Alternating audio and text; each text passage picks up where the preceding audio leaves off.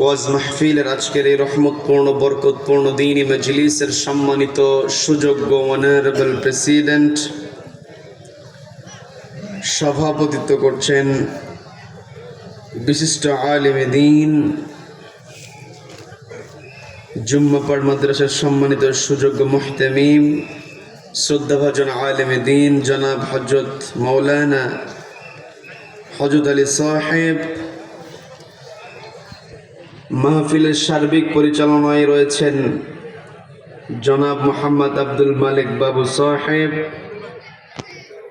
সার্বিক তত্ত্বাবধানে রয়েছেন জনাব মোহাম্মদ আব্দুল আলিম সাহেব। সার্বিক সহযোগিতায় যিনি রয়েছেন আলহাজ মোহাম্মদ শফিকুল ইসলাম সাহেব।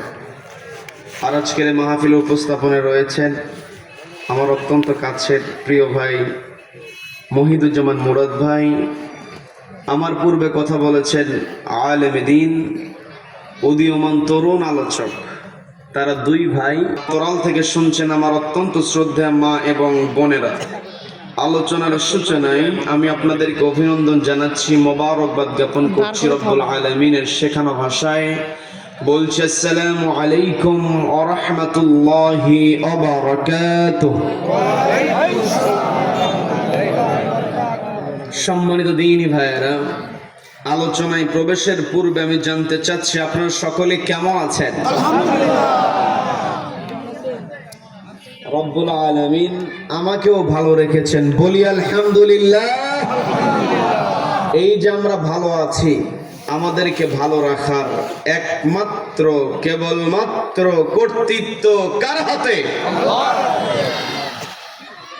যেই মহান মুনিব আমাদেরকে ভালো রেখে সুস্থ রেখে সারাদিনের হাজার কর্মব্যস্ততার পর ক্লান্ত শরীর নিয়ে যে সময়টাতে ঘরে ফেরার কথা ছিল, ঠিক সেই সময়টাতে ঘরের আকর্ষণকে প্রত্যাখ্যান করে কোরআনের আকর্ষণে যে মহান মুনিব আমাদেরকে কোরআনের ময়দানে আসার বসার এবং কোরআনুল কারীম থেকে কিছু কথা বলা এবং শোনার মতো তৌফিক দান করলেন, সেই মহান মুনিবকে খুশি করে আমরা সকলে এক জায়গায় বলে উঠছি আলহামদুলিল্লাহ। আবারও বলছি আলহামদুলিল্লাহ। আল্লাহু আকবার। লা ইলাহা ইল্লাল্লাহ। আল্লাহু আকবার। ওয়ালিল্লাহিল হামদ। ওয়ালিল্লাহিল হামদ।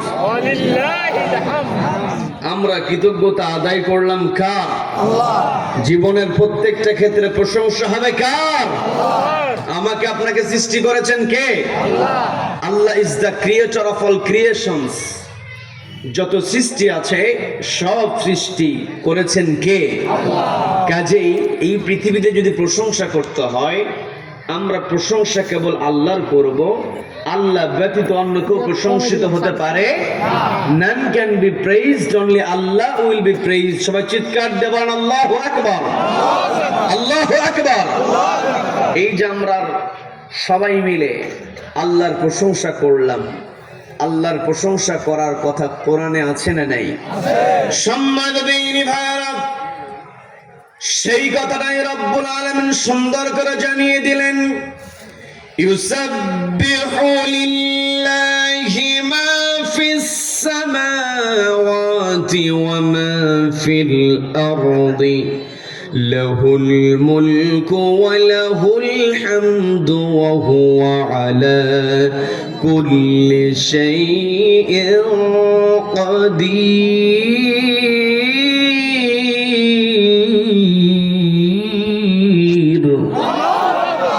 আল্লাহ রাব্বুল আলামিন স্পষ্ট জানিয়ে দিলেন, ইউসাব্বিহু লিল্লাহি মা ফিস সামাওয়াতি ওয়া মা ফিল আরদ। আসমান এবং জমিনে যা কিছু আছে, ইউসাব্বিহু লিল্লাহ, তাসবিহ জ্ঞাপন করছে কার নামে? আল্লাহর নামে। লাহুল মুলকু ওয়া লাহুল হামদ, রাজত্ব যার হবে, প্রশংসা তারই হবে। ওয়া হুয়া আলা কুল্লি শাইইন কাদির, রব্বুল আলামিন যত শক্তি আছে, যত ক্ষমতা আছে, সকল শক্তি এবং ক্ষমতার উপরে সমাসীন হয়ে আছেন। এতে কোনো সন্দেহ আছে নাকি?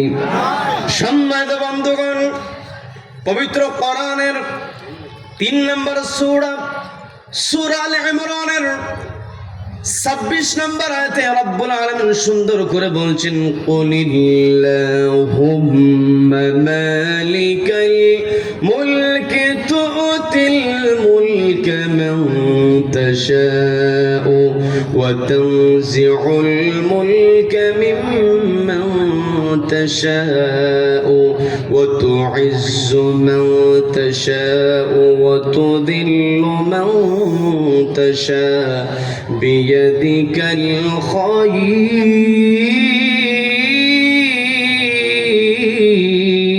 الخير إنك على كل شيء قدير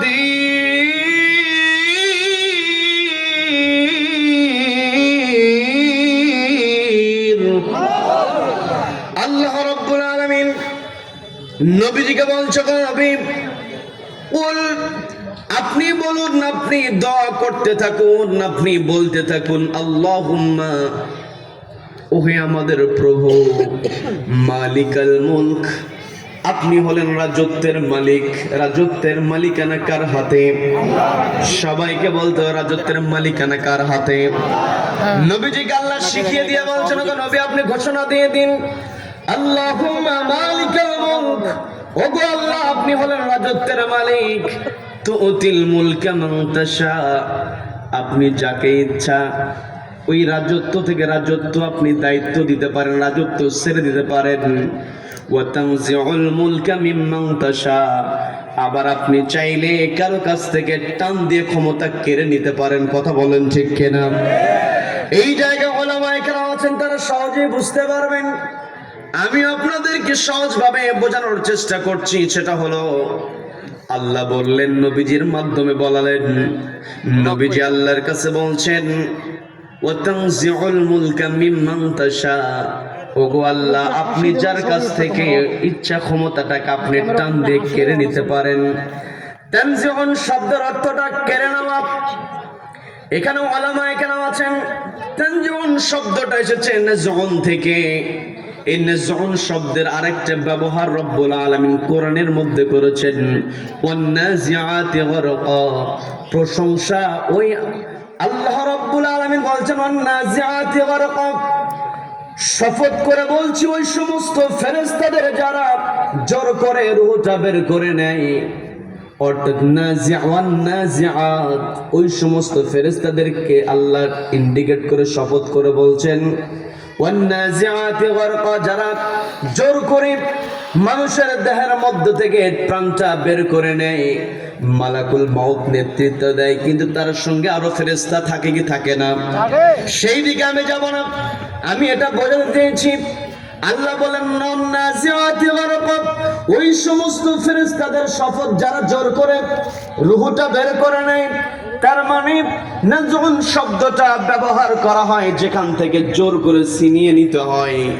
এই পৃথিবীতে আল্লাহ রাব্বুল আলামিনের রাজত্ব ছোট নাকি? সবাই কথা বলেন, আল্লাহর রাজত্ব ছোট নাকি? আল্লাহর রাজত্বের বিশালতা কেমন একটু বোঝার চেষ্টা করেন, বিরক্ত হবেন নাকি?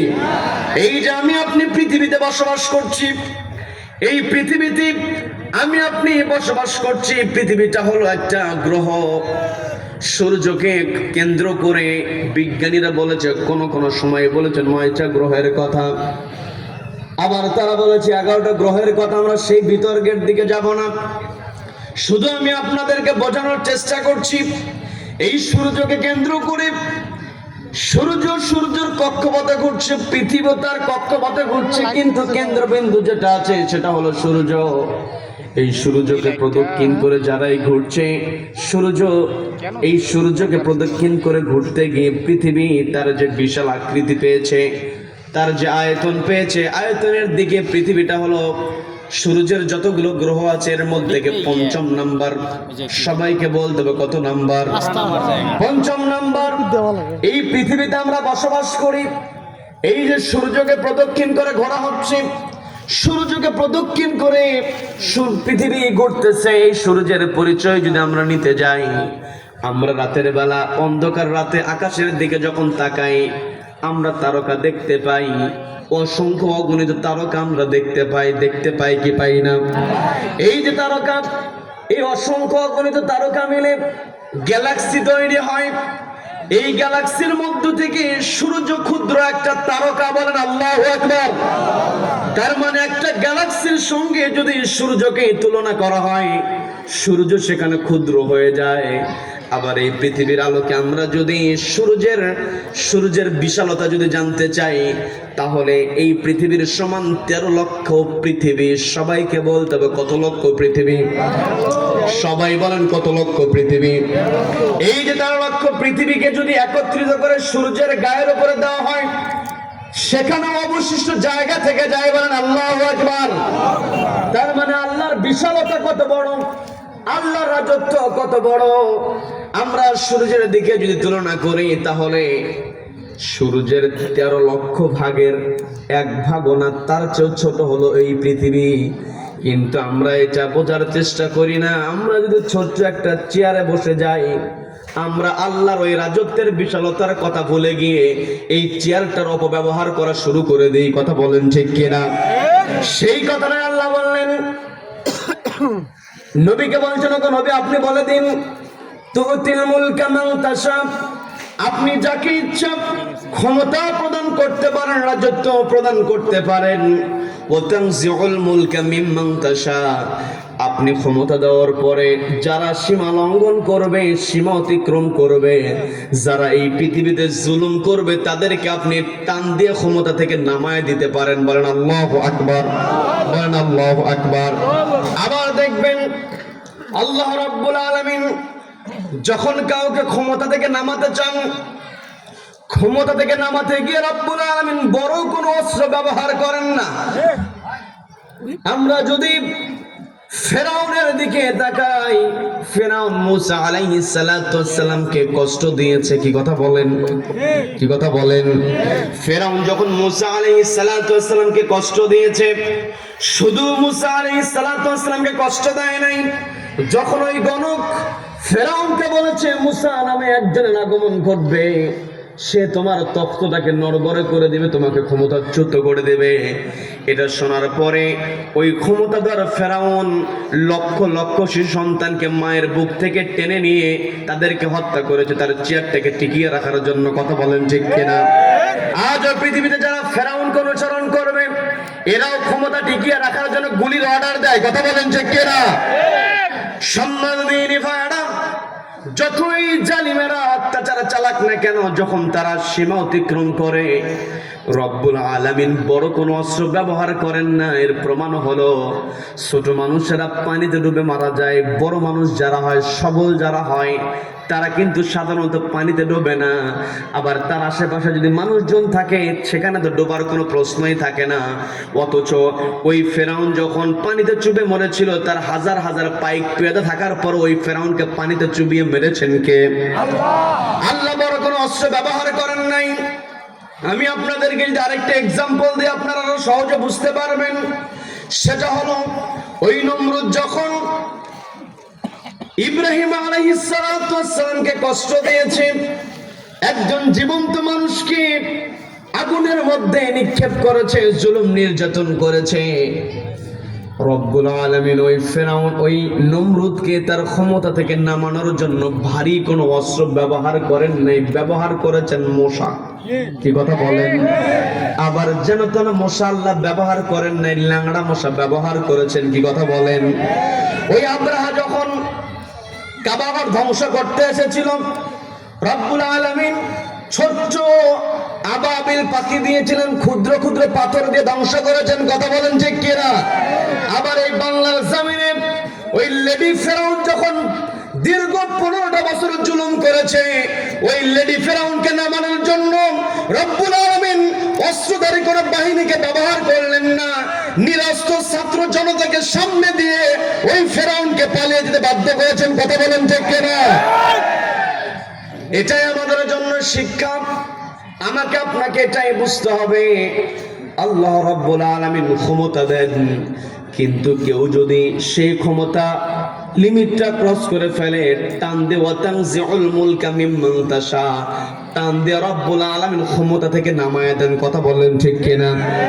এরপর আল্লাহ বললেন ওয়াতুইজ্জু মান তাশা ওয়াতুযিল্লু মান তাশা, আল্লাহ যাকে ইচ্ছা সম্মান দেন, যাকে ইচ্ছা বেইজ্জতি করেন। কি কথা বলেন? আমার দেশে দীর্ঘদিন জুলুম অত্যাচার করেছে ওই স্বৈরাচার হাসিনা, যাদের ব্যাপারে বলেছিল পদ্মা সেতুর উপর থেকে টুক করে ফেলে দেবে। দুইজন ব্যক্তির নাম নিয়ে বলেছিল, ডক্টর ইউনূসের কথা বলেছিল আর খালেদার কথা বলেছিল। কিন্তু আজকে খালেদা জিয়া, ডক্টর ইউনূস ঠিকই ঠিক তাদের সম্মানের জায়গায় আছে, আর ওই হাসিনা পালিয়ে যেতে বাধ্য হয়েছে। কথা বলেন ঠিক কিনা? এগুলো আমাদের শিক্ষা। আমাকে আপনাকে এখান থেকে শিক্ষা গ্রহণ করতে হবে। একজনের বিরুদ্ধে কথা বললাম, কথা বিরুদ্ধে বলার উদ্দেশ্য আমাদের নয়, আমাদের উদ্দেশ্য হলো কোরআনকে আমাদের বুঝতে হবে। কথা বলেন ঠিক কিনা? এই কোরআন আমাদেরকে বলে দিচ্ছে পৃথিবীতে যা কিছু আছে সব কিছুর একচ্ছত্র আধিপত্য হলো আল্লাহর হাতে। ওই আল্লাহকে সন্তুষ্ট করে পৃথিবী থেকে আমাদের চলে যেতে হবে। যারা আল্লাহকে সন্তুষ্ট করে পৃথিবী থেকে চলে যেতে পারবে, এরা দুনিয়াতেও সম্মানিত হবে, আখিরাতেও তাদেরকে মর্যাদা বহুগুণে বৃদ্ধি করে দেবেন কে? সবাইকে বলতে বৃদ্ধি করে দেবেন কে? সম্মান দেন ইবারাত। আল্লাহ রাব্বুল আলামিন সর্বময় ক্ষমতার অধিকারী। ওই রব্বুল আলামিন আমাদেরকে কবুল করেছেন বলে আমি আপনি কিন্তু আজকে কোরআনের ময়দানে উপস্থিত হতে পেরেছি। কি কথা বলেন? সবার নসিবে কিন্তু কোরআনের ময়দানে আসার সৌভাগ্য হয় না। কি কথা বলেন? কোরআন শুনতে হলে সৌভাগ্যের দরকার। আবার সব এলাকায় কিন্তু মাদ্রাসা পাওয়া যায় না। উঁচু উঁচু বিল্ডিং আপনি দেখতে পারবেন, দামি দামি ফ্ল্যাট আপনি দেখতে পাবেন, কিন্তু দেখবেন ওই এলাকাতে মাদ্রাসা নাই। কি কথা বলেন? সব জায়গায় কিন্তু মাদ্রাসা থাকে না। আপনারা বড় সৌভাগ্যবান। এখানে আমার আলোচনার পূর্বে দুইজন ছাত্রকে আমরা পাগড়ি দিয়েছি, সম্মাননা দিয়েছি। এই দুনিয়াতে তাদেরকে শুধু আমরা সম্মান দিয়েছি, কিন্তু আল্লাহ রাব্বুল আলামিন কিয়ামতের ময়দানে সর্বোচ্চ মর্যাদা হাফেজ কোরআনদেরকে দেবেন। বলেন না সুবহানাল্লাহ। এই যে সুন্দর আয়োজন করা হয়েছে, আমরা একত্রিত হয়েছি একটি কিতাবের টানে। সেই কিতাবের নাম কি? সবাইকে বলতে হবে কিতাবের নাম কি? এই কোরআনের টানে আমরা একত্রিত হয়েছি। এই কোরআন আমাকে আপনাকে অনুসরণ করতে হবে। নবীজি জানিয়ে দিলেন মান জাআলাহু আমামাহু কাদাহু ইলাল জান্নাহ, যেই ব্যক্তি কোরআনকে অনুসরণ করবে, কোরআনকে ইমাম বানিয়ে নেবে, কাদাহু ইলাল জান্নাহ, এই কোরআন তাকে আল্লাহর জান্নাতে প্রবেশ করায় দেবে। বলেন সুবহানাল্লাহ। আমরা সকলে জান্নাতে যেতে চাই কি চাই না? আমরা জান্নাতে যেতে চাই, কিন্তু আমাদের বড় দুঃখ না, কতগুলো কথা বলতে হয়। আমি আপনি পৃথিবীতে আছি, এই পৃথিবীতে থাকতে গিয়ে সকলে আমরা সফল হতে চাই। সফল হতে চায় না এমন কোন মানুষ আছে নাকি? সবাই বলেন সফল হতে চায় না এমন কোন মানুষ আছে নাকি? সবাই সফলতার পেছনে দৌড়ায়। Always we are running after success. সফলতার পিছনে আমরা সব সময় রান করছি, দৌড়াচ্ছি। আমরা দুনিয়ার সফলতা বলতে বুঝি যদি আমার কয়েকতলা বিশিষ্ট একটা বাড়ি যদি আমি করতে পারি, আমরা সফলতা বলতে বুঝি যদি সুন্দর একটা গাড়ি আমি কিনতে পারি, আমরা সফলতা বলতে বুঝি মোটা অঙ্কের বেতনের চাকরি যদি আমি পেয়ে যাই, সফলতা বলতে বুঝি ব্যবসায়ের জন্য ভালো ইনকাম করতে পারি। এগুলো আমরা আজকে সফলতা বলছি। কথা বলেন ঠিক কিনা? কিন্তু সফলতার প্রকৃত পরিচয় কোরআনের মধ্যে আছে না নাই? সবাইকে বলতে হবে আছে না নেই? পবিত্র কোরআনের 3 নম্বর সূরা, সবাইকে বলতে হবে কত নম্বর সূরা? সবাই বলেন কত নম্বর সূরা? 3 নম্বর সূরা, সূরা ইমরানের 185 নম্বর আয়াতে রব্বুল আলামিন সুন্দর করে জানিয়ে দিচ্ছেন ফামান যুহজিহা আনিন নারি ওয়া উদখিলাল জান্নাতা ফাকাদ ফাজ।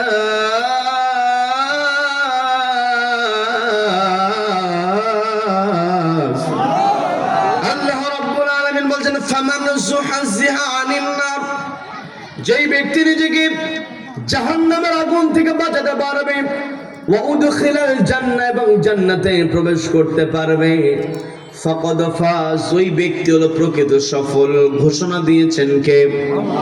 আল্লাহ ঘোষণা জানিয়ে দিলেন। সফলতা হলো জাহান্নাম থেকে বাঁচা, জান্নাতে প্রবেশ করা। আমি আপনি যদি সফল হতে চাই তাহলে এই কোরআনকে মেনে চলতে হবে। এই কোরআন আংশিক মানলে হবে নাকি? সবাই বলেন আংশিক মানলে হবে নাকি? আংশিক মানলে হবে না, এই কোরআনটাকে পুরোপুরি মানতে হবে। আমি আমার আলোচনার সূচনায় পবিত্র কোরআনের 59 নম্বর সূরা, সূরা হাশরের 18 নম্বর আয়াতে কারিমা তেলাওয়াত করেছি। এর সঙ্গে পবিত্র কোরআনের 33 নম্বর সূরা, সূরা আল আহজাবের 21 নম্বর আয়াতে কারিমা তেলাওয়াত করেছি। এই আয়াতকে সামনে রেখে অল্প কিছু কথা রব্বুল আলামিন যেন আমাকে আমল করার নিয়তে বলার এবং আপনাদেরকে শোনার তৌফিক দান করেন। বলেন আমিন, বলেন আমিন। আল্লাহ রব্বুল আলামিন পবিত্র কোরআনের 59 নম্বর সূরা, সূরা হাশরের 18 নম্বর আয়াতে আল্লাহ শুধু ঈমানদারদেরকে ডাক দিলেন। পবিত্র কোরআনে অনেক জায়গা আল্লাহ গোটা মানব জাতিকে ডাক দিয়েছেন, কিন্তু এই আয়াতে আল্লাহ বললেন ইয়া আইয়ুহাল্লাযীনা আমানুত্তাকুল্লাহা ওয়ালতানজুর নাফসুম মা কদ্দামাত লিগাদিন ওয়াত্তাকুল্লাহ।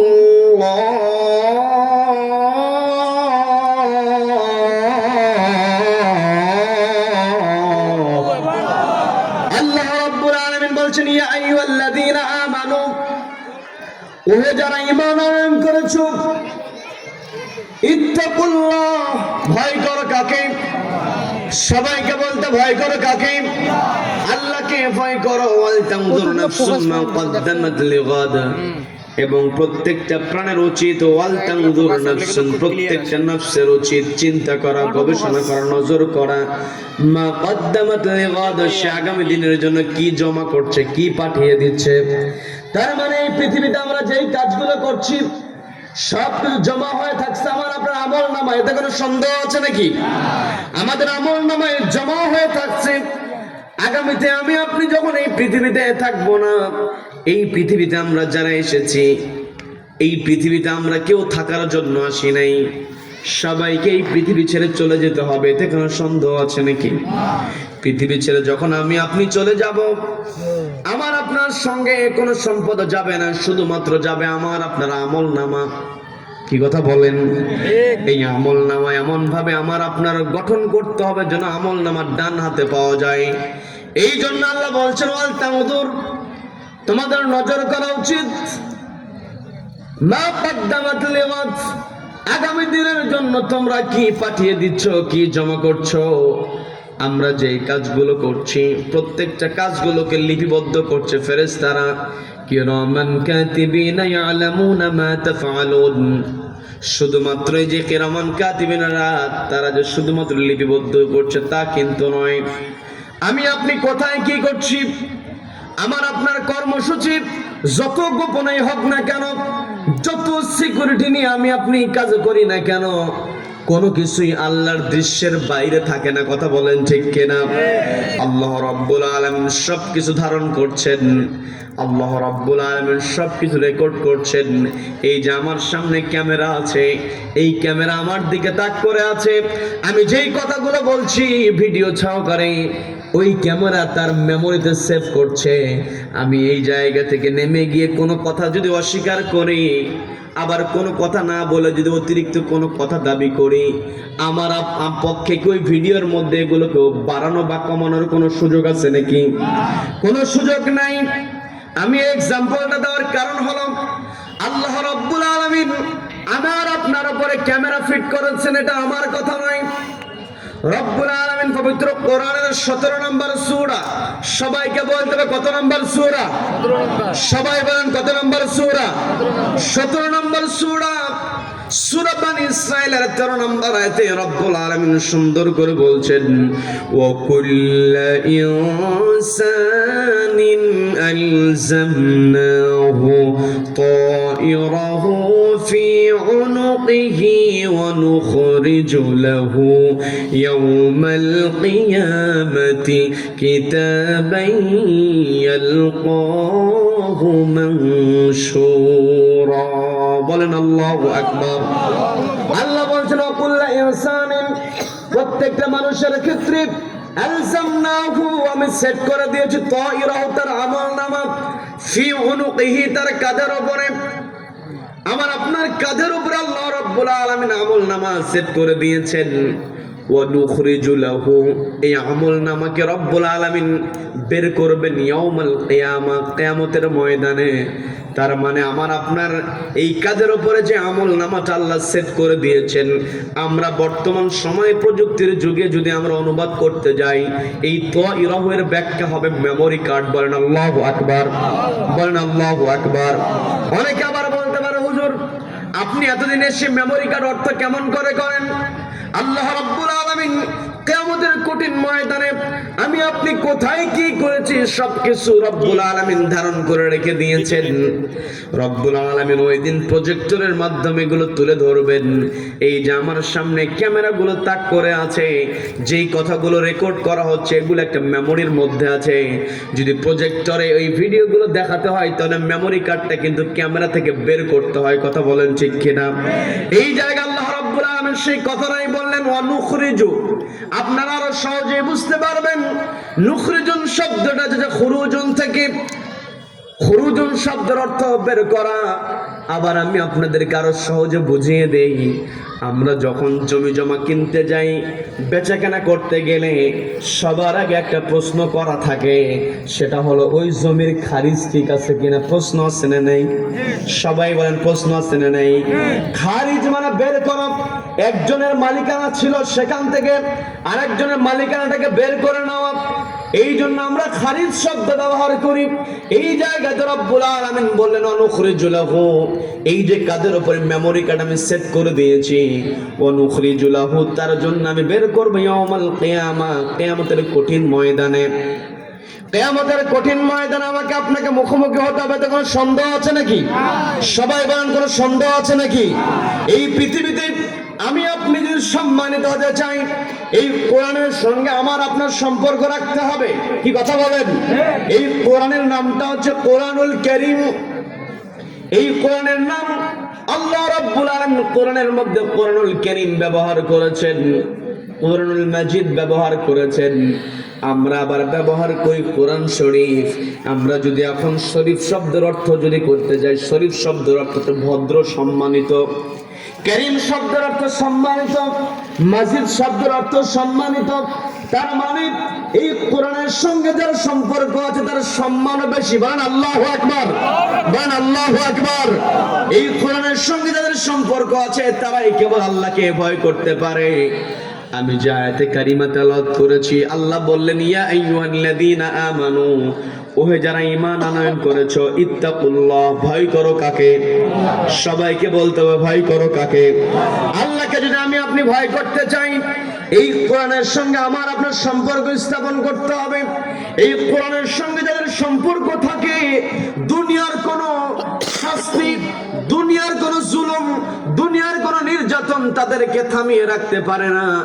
কোরআন যাদের কাছে আছে তাদেরকে যতই জুলুম করা হোক না কেন, তাদের চেহারা থেকে কেউ কখনো হাসি কেড়ে নিতে পারে না। কথা বলেন ঠিক কিনা?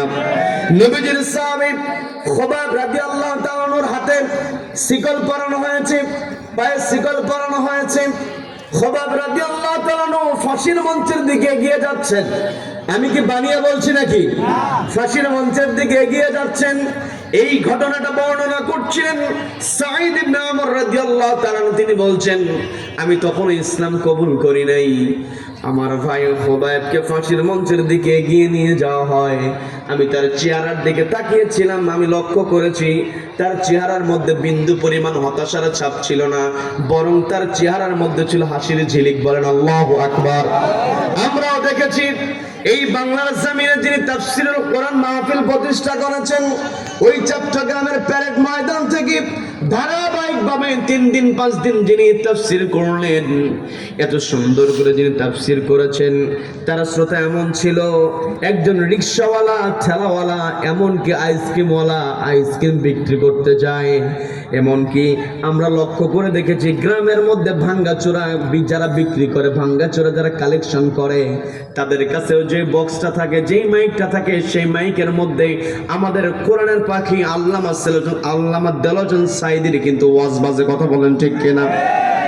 আল্লামা দেলোয়ার সাঈদী তিনি শহীদ হয়েছেন, তাকে ইনজেকশন পুশ করে হত্যা করা হয়েছে। আমার আপনার ইতিহাস জানতে হবে, জানার দরকার আছে না নাই?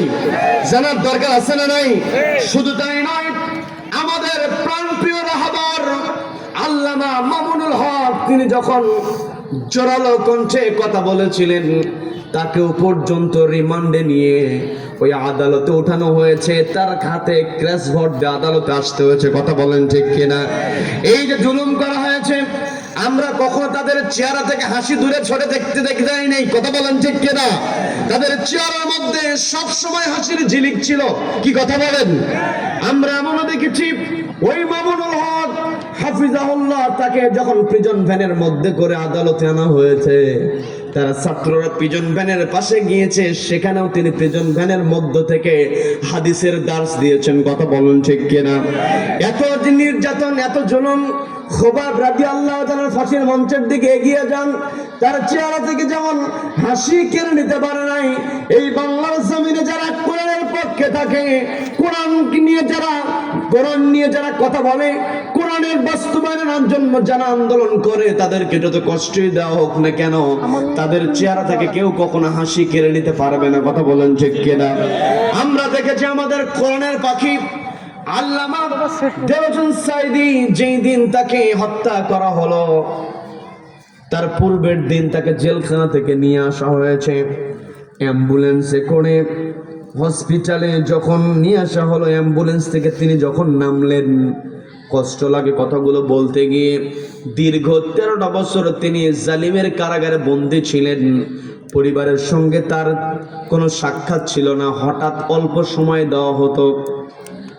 যেই সময়টাতে একটু চোখটা বন্ধ করে নিজের জীবনের সঙ্গে একটু মেলানোর চেষ্টা করেন, যেই সময়টাতে একজন বৃদ্ধ মানুষের নাতিপুতির সঙ্গে, পরিবারের সঙ্গে থাকার কথা, সেই সময়টাতে তিনি ছিলেন বন্দী অবস্থায়।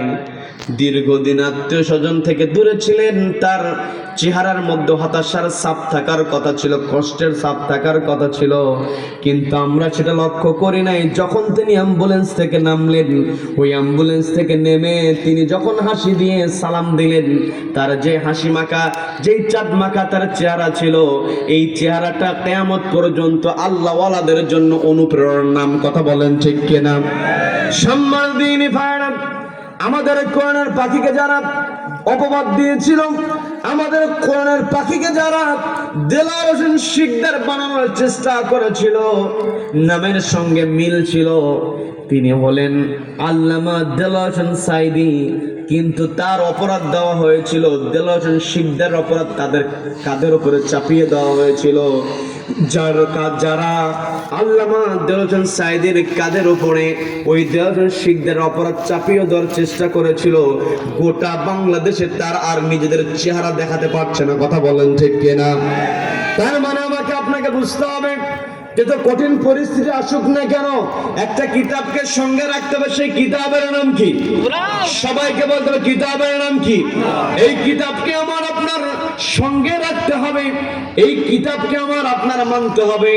আর এই কিতাব যদি আমি আপনি মানতে চাই, তাহলে আল্লাহ রাব্বুল আলামিন আমাদেরকে যে অর্ডারটা দিয়েছেন, পবিত্র কোরআনের 33 নম্বর সূরা, সবাইকে বলতে হবে কত নম্বর সূরা? সবাই বলেন কত নম্বর সূরা? 33 নম্বর সূরা, সূরা আহজাবের 21 নম্বর আয়াতে রব্বুল আলামিন আমাদের সকলকে ডাক দিয়ে বললেন, সবাই আমার সঙ্গে পড়েন, লাকাদ কানা লাকুম ফি রাসূলিল্লাহি উসওয়াতুন হাসানাতুন লিমান কানা ইয়ারজুল্লাহা ওয়াল ইয়াওমাল আখিরা وذكر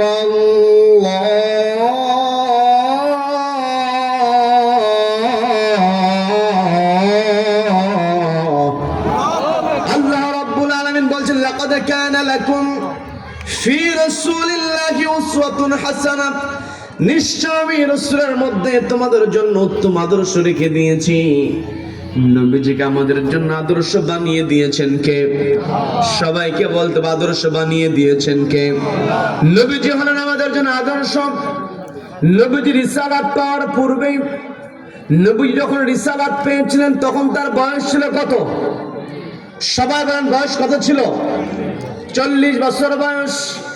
নবীজি 40 বছর বয়সে রিসালাত পেয়েছেন। আল্লাহ বললেন ফি রাসূলিল্লাহ, রাসূলের মধ্যে আমি তোমাদের জন্য উসওয়াতুন হাসানা, উত্তম আদর্শ রেখে দিলাম। নবীজি রিসালাত পেলেন 40 বছর বয়সে। আনুষ্ঠানিকভাবে জিবরিল আমিন নবীজির কাছে ওহী নিয়ে আসলেন।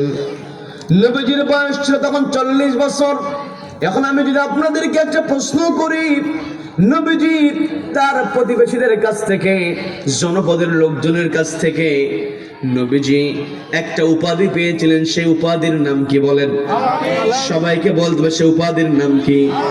এই আল আমিন উপাধি নবীজি 40 বছর বয়সের আগে পেয়েছেন না পরে পেয়েছেন? সবাইকে বলতে হবে আগে না পরে? আগেই পেয়েছেন। তার মানে নবীজির কাছে কোরআন আসার পূর্বে নবীজি ছিলেন আল আমিন, আমানতদার। বলেন আল্লাহু আকবার। নবীজির আরেকটা সার্টিফিকেট ছিল, নবীজি ছিলেন আস-সাদিক, নবীজি সত্য কথা বলেছেন। এই পৃথিবীতে এমন কোন মানুষ নাই যে মানুষটা চ্যালেঞ্জ দিয়ে বলতে পারে জীবনে আমি মিথ্যা কথা বলি নাই। চ্যালেঞ্জ দিয়ে কেউ বলতে পারবে না।